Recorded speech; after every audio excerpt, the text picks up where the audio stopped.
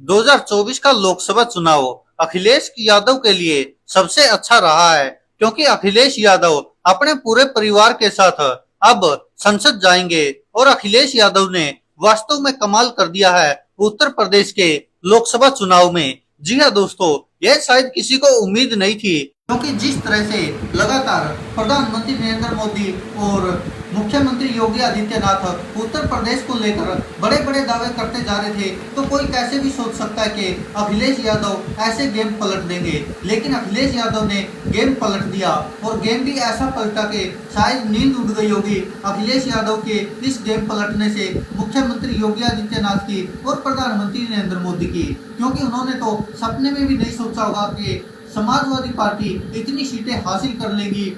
और exit poll जो आए थे उसमें भी आपने देखा होगा कि जो लगातार एग्जिट पोल थे वो भारतीय जनता पार्टी को सबसे बड़ी पार्टी बता रहे थे उत्तर प्रदेश में, और कह रहे थे कि उत्तर प्रदेश में तो भाजपा एक बार फिर से क्लीन स्वीप जैसा करेगी। लेकिन ऐसा कुछ हुआ नहीं। जब रुझान जो आने लगे तो उसी से साबित हो गया था कि अखिलेश यादव सबसे बड़े गेम चेंजर साबित हो गए, और अखिलेश यादव ने जो यूपी में किया वो शायद कोई अन्य पार्टी नहीं कर पाई, और जो अखिलेश यादव ने सीटों का बंटवारा किया वो शायद अब तक किसी भी पार्टी ने अब तक ऐसा नहीं किया था। और यही कारण है कि अखिलेश यादव ने बहुत बड़ा झटका दिया है भारतीय जनता पार्टी को, प्रधानमंत्री नरेंद्र मोदी को और मुख्यमंत्री योगी आदित्यनाथ को, क्योंकि अखिलेश यादव लगातार दावा करते रहे।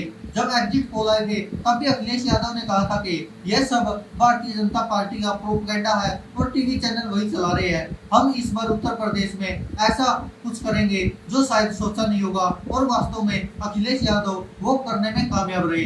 जी हाँ दोस्तों, यह सुनकर हैरान जरूर होगी भारतीय जनता पार्टी भी कि आखिरकार ऐसा हुआ क्यों, कैसे हुआ, तो कब हुआ, ये तो शायद अखिलेश यादव ही बताएंगे। जी हाँ दोस्तों, अखिलेश यादव अब की बार पत्नी, भाई, भतीजे इनके सब जीत गए हैं, और सबके साथ मतलब कि सह परिवार संसद जाएंगे। और यह सोचकर शायद भारतीय जनता पार्टी की नींद भी उड़ी हुई है।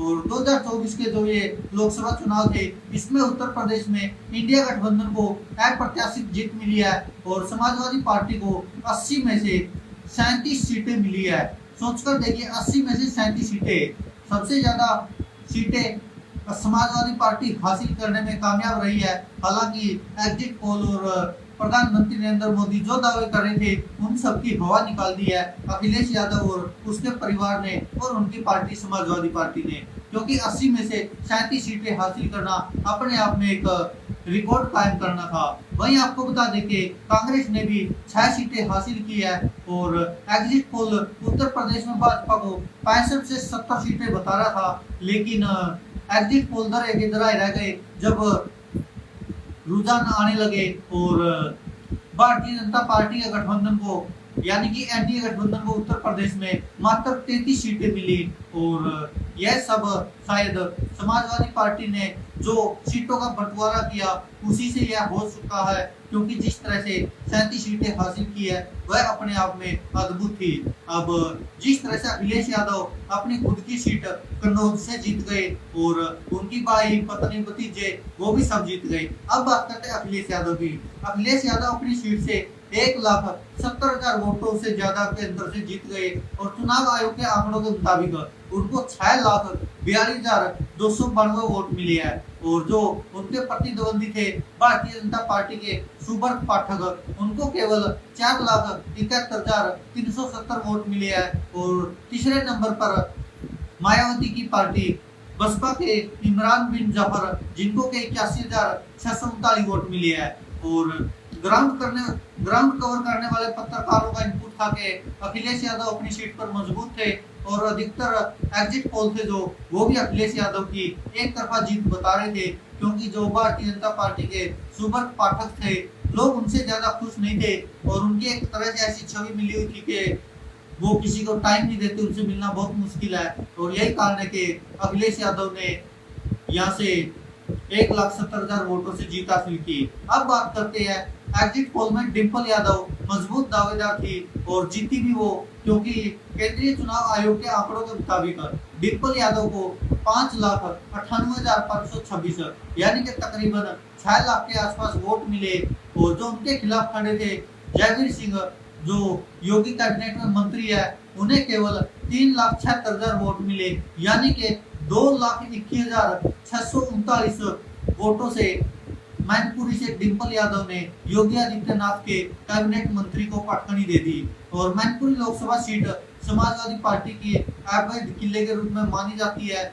89 और 91 में जनता पार्टी ने इस सीट से जीत दर्ज की थी। फिर 1992 में बनी सपा और पार्टी गठबंधन के लिए मुलायम सिंह यादव ने यहाँ से 1996 का चुनाव लड़ा और बम्पर जीत हासिल की थी। तब से इस सीट को सपा का गढ़ माना जाता है और किले जैसी उपमाएं दी जाती है। मुलायम सिंह यादव 1996, 2009, 2014, 2019, बलराम सिंह यादव 1998, 1999, धर्मेंद्र यादव 2004, तेज प्रताप यादव 2014 यहाँ से सांसद रह चुके हैं। और अब मैनपुरी से डिंपल यादव ने एक बार फिर से मैनपुरी को फतेह कर लिया है। और अब बात करते हैं आजमगढ़ की। भोजपुरी सुपरस्टार दिनेश लाल निरहुआ, आप जानते ही होंगे निरहुआ को, तो वो हार गए हैं। अखिलेश यादव के चचेरे भाई धर्मेंद्र प्रधान यहाँ से चुनाव लड़ रहे थे और चुनाव आयोग के जो आंकड़े आए उनके मुताबिक धर्मेंद्र यादव को यहाँ से 5,08,239 वोट मिले हैं और निरहुआ को मात्र 3,47,000 वोट मिले हैं। और कुल मिलाकर 1,61,035 वोटों का यहाँ से भी अंतर रहा। और यहाँ से भी भोजपुरी के सुपरस्टार कहे जाने वाले निरहुआ को भी हार का सामना करना पड़ा, क्योंकि धर्मेंद्र यादव 5,08,239 वोट यहाँ से ले चुके थे। और वही राजनीति के लिहाज से इस सीट पर यादव जाति के लोगों का प्रभुत्व रहा है। यहाँ पर 14 बार यादव जाति के सांसद चुने गए। इस बार भी वही टक्कर थी, यादव बनाम यादव। और जो निरहुआ थे यानी कि दिनेश लाल यादव और धर्मेंद्र यादव, उनके बीच में टक्कर थी। एक तरफ धर्मेंद्र यादव थे तो 3 बार सांसद रहे हैं, मगर मैनपुरी और बदायूं से सूबे की राजनीति समझने वाले कह रहे थे कि भले ही 2022 में पहली बार धर्मेंद्र यादव आजमगढ़ आए हैं, मगर यहाँ इटावा सफाई परिवार की स्वीकार्यता है। अब क्षेत्र में उनकी छवि एक अप्रोचेबल नेता की है, जमीन पर दिखते हैं, लोगों की नजर में है। उनके खिलाफ थे दिनेश यादव, जो कि भोजपुरी फिल्म जगत की नामी शख्सियत, लेकिन मास अपील और भारतीय जनता पार्टी के नाम के बावजूद वो जीत नहीं पाए और यहाँ से बुरी तरह हार गए। अब बात करते हैं फिरोजाबाद की। समाजवादी पार्टी के अध्यक्ष यादव ने भाजपा के विश्वदीप सिंह को 89,312 वोटों से हराया है। आंकड़े कहें तो उन्हें कुल 5,43,037 वोट मिले थे अक्षय यादव को। और भारतीय जनता पार्टी के प्रत्याशी विश्वदीप सिंह दूसरे नंबर पर रहे, उन्हें मात्र 4,52,504 वोट मिले। और तीसरे नंबर पर जो बीएसपी के नेता चौधरी बशीर, उनको 90,844 वोट मिले हैं। और साल 2014 में अक्षय इस सीट पर जीते थे, मगर 2019 में चंदन सिंह से हार गए थे। करीब 30,000 वोटों का अंतर रहा था। लेकिन इस बार चौक चौराहों पर चर्चा थी कि अक्षय यादव की जगह हरिओम यादव को लड़ाना चाहिए था। हरिओम यादव मुलायम सिंह यादव के संबंधी है। चर्चा ये भी थी कि राम गोपाल यादव ने अपने बेटे के लिए बहुत जोर लगाया, लेकिन अक्षय यादव ने यहाँ से जीत हासिल की और 89,312 वोटों से भारतीय जनता पार्टी के विश्वदीप सिंह को हरा दिया। और अब बात करते हैं बदायूं की। समाजवादी पार्टी के वरिष्ठ नेता शिवपाल यादव के बेटे आदित्य यादव ने भाजपा के दुर्विजय सिंह साक्य को 34,991 वोटों से हरा दिया। आदित्य को कुल 5,01,855 वोट मिले थे और साक्य को 4,66,864 वोट मिले। यादव परिवार की यही इकलौती सीट थी जो फंसी हुई बताई जा रही थी। संभवतः इसलिए इस सीट पर अंतिम तक फाइट रही। हालांकि अंततः आदित्य जीत गए और अखिलेश यादव के परिवार से कुल 5 लोगों ने चुनाव लड़ा था और 5 के 5 जीत गए और अब सबके सब संसद जाएंगे। जैसे अब ये कह सकते हैं कि अखिलेश यादव के लिए तो संसद में भी घर जैसा माहौल रहेगा, क्योंकि वहां पर भी उनके एक साथ एक ही घर के 5 मेंबर होंगे।